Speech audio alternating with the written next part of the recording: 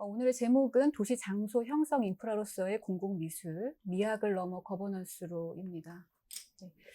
그래서 크게 발표는 2장 공공미술과 장소, 3장 한국제도의 한계, 4장 구조적 문제, 5장 장소 기반 거버넌스고요. 제가 특히 얘기하는 것은 이제 한국제도를 얘기할 때는 이제 공공미술에서도 사실 되게 여러 가지가 있는데, 뭐 가령 이제 서울시가 주관하는 관주도 공공미술도 있고, 뭐 굉장히 뭐 작가들이 뭐 개별적으로 하는 공공미술도 있고, 그런데 제가 다루는 것은 건축물 미술 작품이라고 하는 어떻게 보면 공공미술에서 굉장히 큰 포션을 차지하고 있는 것을 주로 대상으로 말씀을 드리겠습니다. 네, 텍스트를 좀 읽겠습니다. 공공미술은 흔히 도시에 놓인 미적 대상으로 다루어집니다. 그러나 본 연구는 공공미술을 도시의 인프라라는 틀에서 다시 보고자 합니다. 인프라는 도로 교통망처럼 도시를 움직이게 하는 물리적 기반이자 동시에 사람들이 도시를 어떻게 경험하고 어디에 머물며 무엇을 느끼는가를 조직하는 관계적이며 정동적인 기반입니다. 공공미술 역시 이 확장된 의미에서 인프라로 작동할 수 있습니다. 그러나 공공미술은 이질적 범주가 만나는 지점이어서 그 공공성은 늘 긴장 속에 있어 왔습니다. 공공미술은 그 속성 자체가 오래된 긴장에서 출발합니다. 하인이 지적했듯이 공공미술은 공공과 미술이라는 이질적 범주가 만나는 지점입니다. 미술이 개인의 자율적 표현이자 사적 관조의 대상이라면 공공적 현상으로서의 미술은 공동체와의 관계, 공적 향유, 사회적 책임을 수반합니다. 더 나아가 도이치는 공공성에 관한 담론이 보편적 접근과 민주주의의 언어를 호출하면서도 실제로는 사유재산과 통제를 통해 조직되는 배제적 공간 질서와 쉽게 양립할 수 있음을 비판하였습니다. 곧 공공미술의 공공성은 공공이라는 명칭이나 설치를 의무화하는 제도적 지정만으로 자동적으로 확보되지 않습니다.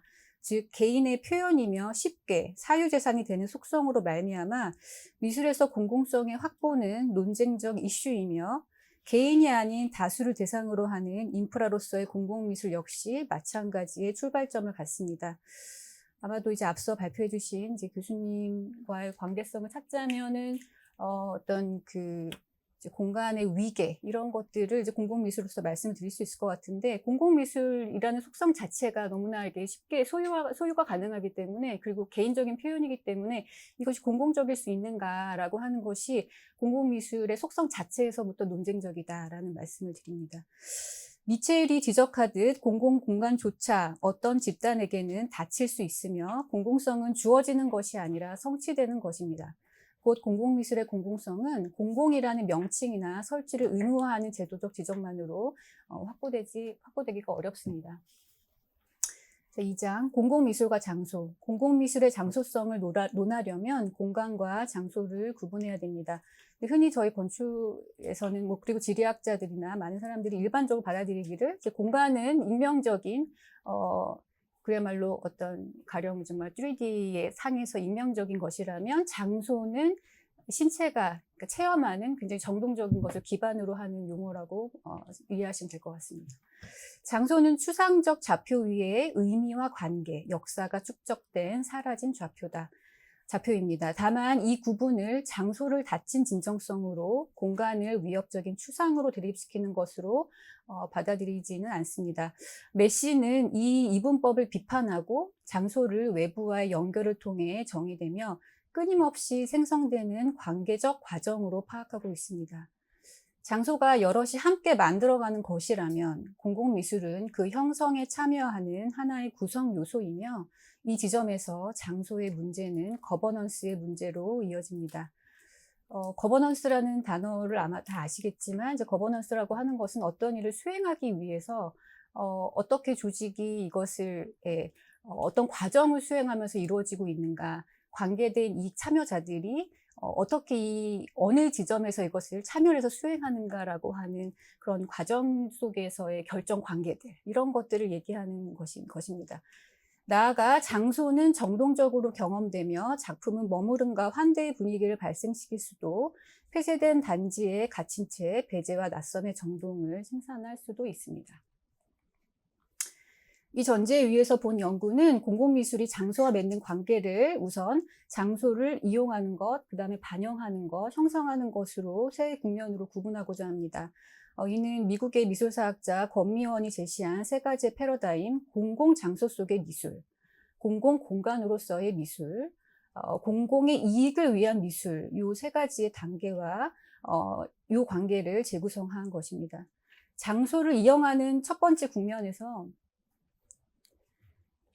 이용한 첫 번째 국면에서 장소는 작품을 떠받치는 중립적 배경에 머물며 모더니즘 추상 조각을 도시로 옮겨 장식적으로 설치한 플럽 아트가 그 전형입니다. 그러니까 플럽 아트라는 말 자체가 이제 플럽은 그냥 쾅 이런 뜻입니다. 그래서 그냥 쾅 떨어졌다는 겁니다. 네. 근데 이게 굉장히 뭐 화이트 큐브의 노인 미술 작품과도 되게 유사한데, 그냥 화이트 큐브, 그러니까 뮤지엄이죠. 뮤지엄에서는 어떤 시공간적인 맥락도 없기 때문에 그곳에서 익숙한 작품들이 그대로 도시 공간으로 뛰쳐나왔다. 이렇게 보실 수가 있겠습니다. 네, 결합하는 장소 두 번째. 장소를 반영하는 둘째 국면에서 작품은 주어진 장소의 조건에 응답하며 형식적으로 결합하지만 방향은 여전히 장소에서 미술로 머뭅니다. 그러니까 첫 번째 국면에 대해서 그 미술계 안에서도 굉장히 많은 반성이 일어나면서 소위 장소 특정적 미술, 그러니까 사이트 스페시픽 아트라고 하는 것이 이제 많이 이제 얘기가 되면서 그 장소의 맥락을 미술이 어떻게 반영할 것인가라고 하는 것이 1960년, 70년, 80년대 많이 논의가 되었습니다. 그래서 이거 보신 작품 같은 경우는 이제 건축의 일부가 되기도 하고 조경의 일부가 되기도 하는 등 장소와 뭔가 좀 더 유기적으로 관계를 맺으려고 하지만, 그렇지만 결과적으로 드러나는 것은 장소가 아닌 미술로 귀결되는 그런 것들을 보여주고 있습니다. 세 번째 국면은 장소를 형성하는 셋째 국면은 이 방향을 미술에서 장소로 역전시키며 작품이 도시의 공공 영역과 이용 행위, 사회적 관계 속에서 장소가 구성되는 과정에 어떻게 참여하는가를 묻고 있습니다. 그러니까 미술에서 장소가 되면서, 사실은 장소가 미술 됐을 때는 굉장히 미학적인 논의들이 대부분이지만, 미술에서 장소가 됐을 때 제가 생각할 때는 여기서는 굉장히 좀 제가 바라보는 측면은 미학적인 것만이 아닌 좀 더 사회적인 측면에서 네, 그런 측면에서 얘기를 하고자 하는 것입니다. 이 셋째 국면에서 공공미술은 도시 설계의 문제와 만납니다. 일단 요거 보시면은 이제 세 번째 이제 형성되는 장소에서 이제 권미연 씨의 책에 나와 있는 작품인데요. 이거 같은 경우는 이제 직접 주민들이 참여를 한다거나 아니면은 특정 지역에 살고 있는 주민을 대상으로 작품을 한다거나 하는 등 여기서 소위 이제 거버넌스라는 것이 튀어나오는데, 왜냐하면 그 이전에는 작가가 자기 작업실에서 그냥 혼자 작품을 만들어서 뿅 하고 그냥 이렇게 내놨다면, 여기서는 이제 주민들이 참여하고 하는 이 참여의 행위가 수반이 되기 때문에 거버넌스 얘기가 시작된다라고 볼 수가 있겠습니다. 네. 이 셋째 국면에서 이 카르모나의 도시 설계를 사람을 위한 더 나은 장소를 만드는 통합적 실천으로 이해하면서 공공미술은 그들이 구분한 도시 설계의 6차원, 곧 형태, 지각, 사회, 시각, 기능, 시간과 중첩됩니다. 따라서 공공미술의 장소 형성 기능은 작품의 조연적 완성도가 아니라 도시의 일상적 이용 구조와 어떻게 결합하는가에 의해 판단되어야 합니다. 제가 말을 너무 짧게 썼는데요. 이 카모나 같은 경우는 공공미술과 관련인 사람은 아니고 도시학자입니다. 도시학자인데 공공 공간에 대해서 이렇게 6가지로 나눴는데, 이런 6가지의 측면에서 공공미술도 이제 도시 차원에서 논해야 된다라는 얘기를 좀 하려고 하는 것이고요. 네. 그리고 장소가 따라서 공공미술의 장소 형성 기능은 작품의 조형적 완성도가 아니라 도시의 일상적 이용 구조와 어떻게 결합하는가에 의해 판단되어야 합니다. 그리고 장소가 여러 행위자의 관계 속에서 생성되는 것이라면 누가 발주하고 해석하며 결정하고 관리하는가라는 관계를 조직하는 절차, 곧 거버넌스가 관건이 됩니다.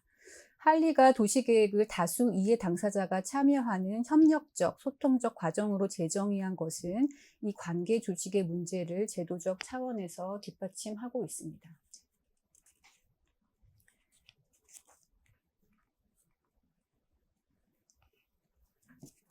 3장으로 넘어가겠습니다.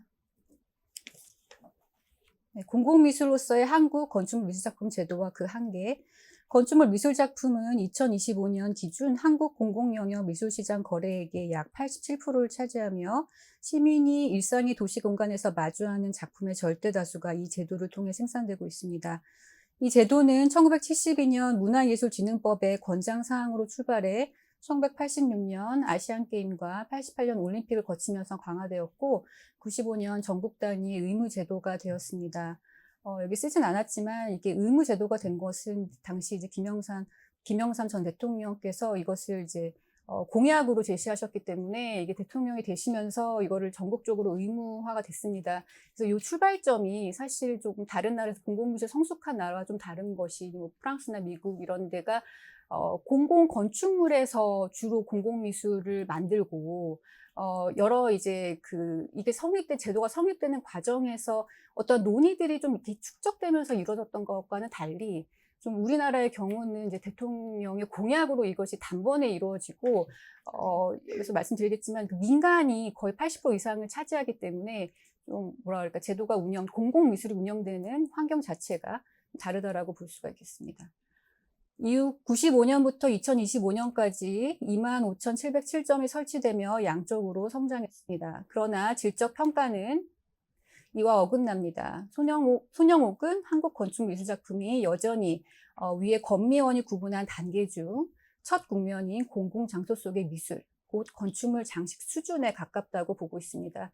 그러나 이 한계는 개별 작품의 미적 수준이 낮은 탓으로만 돌릴 수 없습니다. 아무리 완성도 높은 작품이라도 장소를 형성하는 관계 속에 놓이지 않으면 장식에 머물기 때문입니다. 곧 문제의 핵심은 미학이 아니라 거버넌스에 있다라고 볼 수 있습니다. 네, 지나가겠고, 네, 4장 도시 인프라로서 작동하기 어려운 구조적 문제, 여기서는 이제 세 가지를 얘기를 하려고 하는데요. 하나는 거버넌스의 부재, 두 번째는 공공미술의 정의의 부재, 셋째는 사적 도시에서의 공공성, 그러니까 이제 건축주가 사유재산으로서 이것을 소유하고 있기 때문에 발생하는 문제라고 보면 되겠습니다. 거버넌스의 결함은 세 층에서 첫째는 거버넌스의 부재입니다.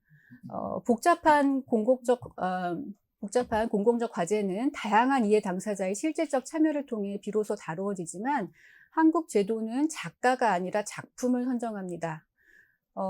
심의가 공정성을 이유로 작가 정보를 가린 채 작품의 통과 여부만 판단하므로 장소를 해석하는 핵심 주체인 작가의 기획이 비가시화됩니다. 이것은 이제 제가 이제 심의위원을 하면서 굉장히 그러니까 처음에 공평하다고 생각했는데 그러니까 작가의 이름을 가리고 작품만 심사합니다. 그리고 이제 심의를 한번 들어가면 막 20몇 개의 작품들을 이렇게 쭈루루루 이렇게 굉장히 짧은 시간 안에 심사를 하는데 사실은 이제 거버넌스라고 하는 것은 이 프로젝트에 참여하는 굉장히 다양한, 그러니까 뭐 건축가도 있을 거고 건축주도 있을 거고 그다음에 대행사도 있을 거고, 요즘에는 이제 건축주가 다 할 수가 없어 대행사도 있을 것이고 뭐 그 행정 공무원도 있을 것이고 주민도 있을 것이고 되게 다양한 주체들이 있는데 그거 사실은 이끌어가야 되는 중심 주체가 작가인데 작가가 블라인드가 된다는 것입니다. 그게 이제 제가 해외 제도랑 비교했을 때 이제 프랑스나 미국 같은 경우는 작가가 먼저 선정이 되고 이제 작가가 건축가랑 협력하고 작가가 이렇게 소통의 맥의 중심이 된다면 우리는 그게 이제 생략이 돼서 사실은 거버넌스의 구조를 만들기가 상당히 어려운 위치에 있다고 보았습니다. 작가와 건축가의 협력은 의무화되어 있지 않고 설치 계획서가 건축 설계 완료 후 제출되어 작품은 확정된 건축물에 사후적으로 덧붙여집니다. 이 얘기는 뒤에서 나오겠지만 죄송합니다.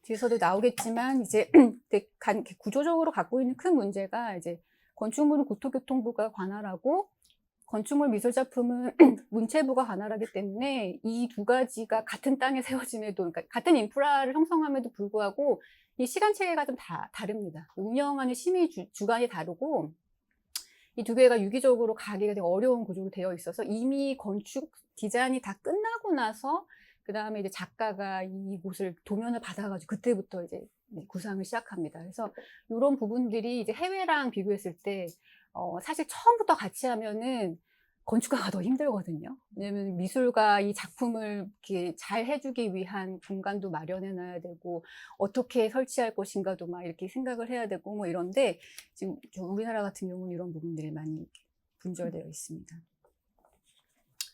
네, 이는 설계자 선정 직후 작가 선정에 착수하는 미국 GSA의 사례와 대비됩니다. 주민 또한 결정에서 배제됩니다. 그리고 건축 미술작품, 심의 또한 조형미와 시각적 조화 등 외형에 집중되어 장소 특정성, 공공 접근성은 주변화됩니다. 그러니까 심의의 그 항목 자체에서도 사실 장소에 대한 얘기들을 별로 평가하지 않는다, 뭐 이런 말이고요. 나아가 미술을 관할하는 문화체육관광부와 건축공간을 관할하는 국토교통부가 분리되고 법령, 기금, 심의, 관리의 주체가 분산되어 권한이 분절되어 있습니다. 둘째는 공공미술로서의 정의의 부재입니다. 현행 문화예술진흥법 시행령은 회화, 조각 등 장르적 범주는 규정하나 공공미술로서 갖추어야 할 공공 접근성, 입지 조건, 사후 점검 기준은 충분히 정의하고 있지 않습니다.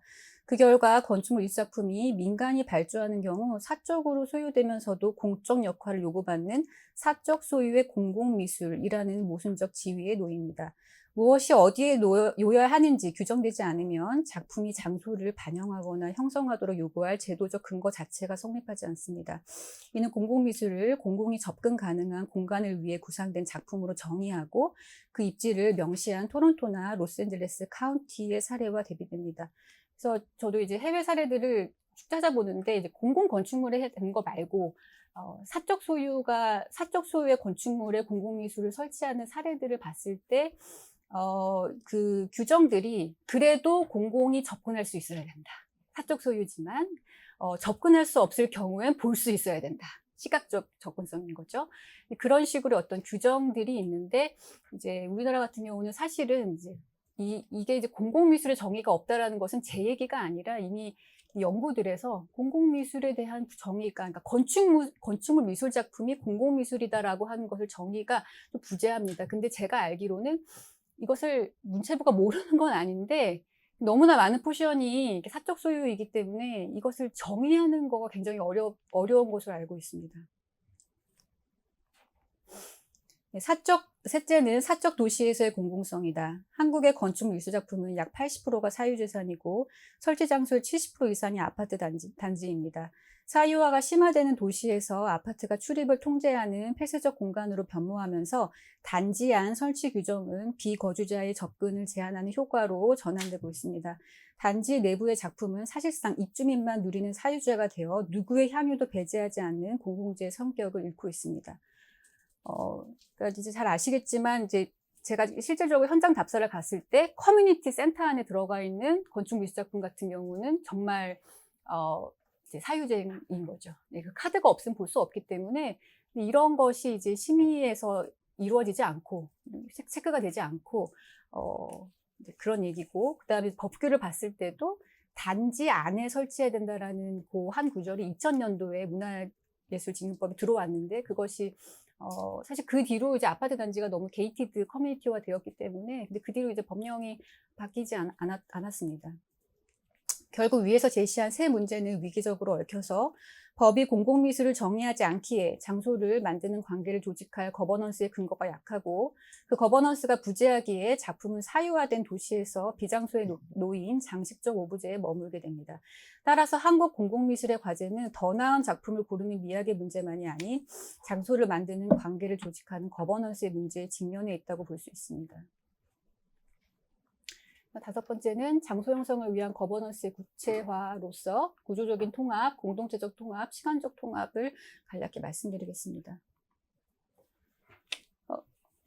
그러나 이는 공공미술 일반의 숙명은 아닙니다. 해외 여러 제도는 장소를 거버넌스에 통합함으로써 공공미술을 장소 형성의 매개로 작동시켜 왔으며 그 방식은 구체적, 시간적 통합의 세 양식으로 정리할 수 있습니다.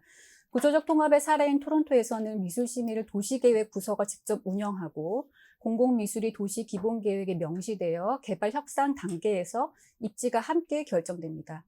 로스앤젤레스 카운티의 민간개발 공공미술 조례는 한국 제도와 같은 토대 위에, 그러니까 사적 소유인 유사한 토대에 있으나 작품을 공중이 접근 가능한 위치에 두도록 명시하고 예술문화국과 도시계획국이 한 절차로 결합한다는 점이 다른 점입니다. 이는 사유지에 조성되어 공중에 개방되는 공개공지와 건축물 미술작품의 계획 단계에서 함께 배치하는 접근으로 이어질 수 있음을 시사합니다. 그래서 공개공지를 좀 주되게 얘기를 이제 하고 저 역시 요즘에 연구하는 것은 이런 부분인데요. 그러니까 건축주 입장에서는 공개공지도 사적 소유지만 내가 주는 땅이고 공공에게 내어주는 땅이고, 건축주 입장에서는 건축물 미술작품도 내 소유지만 공공에게 내어주는 겁니다. 근데 이 두 개가 또 따로 계획이 됩니다. 매칭이 안 돼요. 그래서 이 두 개를 어떻게 매칭할 수 있을 것인가 라고 하는 게 또 저의 또 새 관심사입니다. 공동체적 통합의 사례인 세트우치 트리엔날레는 지자체와 재단, 섬 주민이 함께 거버넌스를 구성하고 작품이 빈집과 폐교의 기억을 안아 장소와 밀접한 관련성을 시도한 사례입니다. 또한 휴스턴의 프로젝트 로하우스는 그 원리가 젠트리피케이션이 진행되는 도시 근린에서 공공성을 지키는 수단이 됨을 보여줍니다. 한편 공동체의 참여가 제작을 넘어 심의, 선정으로도 확장될 수 있는데, 미국 뉴욕의 경우 지역사회 대표와 주민을 공공미술의 작가 선정, 심의에 참여시키는 반면 한국은 익명심의로 주민을 배제하고 있습니다. 시간적 통합의 사례인 시애틀은 작가를 교통전력, 계획, 부서의 레지던시에 두어 작품을 설치하기 전에 도시의 일상과 인프라를 경험하게 하며, 미국의 퍼센트 아트인 GSA 아트 인 아키텍처 프로그램이나 프랑스의 퍼센트 아트는 건축 설계자가 정해진 직후 작가 선정에 착수해 작가가 구상부터 설치까지 건축가와 협력하게 됩니다. 시간적 통합은 작가를 좀 먼저 빨리 들여서 함께 협력해야 된다, 뭐 이런 말씀입니다. 위의 모델들을 가로지르면 5가지 교훈을 얻을 수 있습니다. 이에 당사자가 결정 권한을 가질 것, 공공미술이 도시계획과 같은 거버넌스 안에서 결정될 것, 작가가 장소를 먼저 만날 것, 작품과 장소가 장기적 관계를 맺을 것, 사후관리가 장소와의 관계를 갱신하는 돌봄으로 이해될 것입니다. 다만 이 사례들을 그대로 이식할 수는 없습니다. 해외 사례를 그대로 이식할 수는 없습니다. 한국의 건축 미술작품 대부분은 민간 개발에서 사유지에 설치되므로 관건은 위의 제도를 그대로 이식하는 것이 아니라 우리 토양에 맞게 번역하는 것입니다. 가령 다음과 같은 정부 부처 간 구조적 거버넌스를 하나의 예시로 제시할 수 있습니다. 건축 미술작품과 공개공지가 모두 민간이 사유지에 조성하되 공중에 개방하도록 요구되는 도시 자원이라는 점에서 성격이 같으므로 둘을 분리하지 않고 계획 단계에서 함께 배치하면 사장에서 본 사적 도시의 조건 자체가 오히려 공공성 회복의 출발점으로 전환될 수 있습니다. 인프라로서의 장소 형성은 공공미술 단독으로 이루어질 수 없습니다. 공공미술 제도를 둘러싼 다양한 참여자와 진행 구조를 파악하고 다각도에서 협력적 거버넌스를 모색해야 할 것입니다. 결론입니다. 공공미술이 장소와 맺는 관계는 이용에서 반영을 거쳐 형성으로 나아가며 그 마지막 국면에서 공공미술은 조형적 완성도가 아니라 도시의 일상적 이용 구조와 결합하는 방식으로 판단됩니다. 장소가 여러 행위자와 관계 속에서 생성되는 것이라면 공공미술의 장소성은 곧 그 관계를 조직하는 거버넌스의 문제가 됩니다. 따라서 한국 건축물 미술작품의 한계에 대한 처방은 미술 전문가 중심의 결정 구조에 도시계획가와 주민을 들이고 공공미술의 정의와 공공접근 입지를 지침에 규정하며 부처 간 협업과 작가의 사전 답사, 레지던시, 그리고 설치 이후의 생애주기 관리를 제도화할 수 있겠습니다. 여기서 거버넌스의 강화는 작품의 내용을 통제하는 일이 아니라 작품이 장소와 맺는 관계를 조직하는 일이며, 건축물 미술작품이 이미 국가가 설치를 의무화한 제도인 만큼 쟁점은 개입의 여부가 아니라 그 개입이 오브제를 양산하는 데 그칠 것인가 아니면 장소를 형성하도록 조직될 것인가에 있습니다. 네, 여기까지 하도록 하겠습니다. 감사합니다.